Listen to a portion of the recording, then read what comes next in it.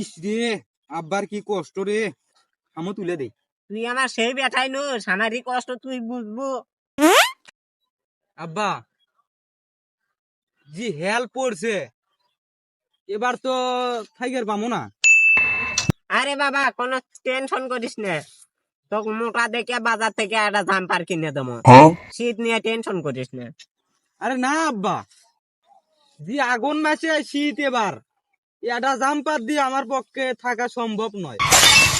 আরে বাবা শোন, তো কোনো টেনশন করা লাগবে লাই।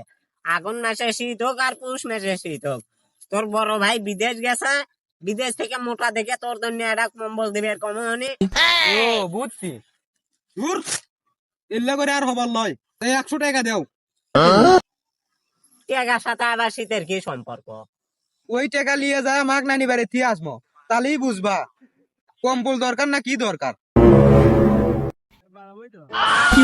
सारा किस्मत दा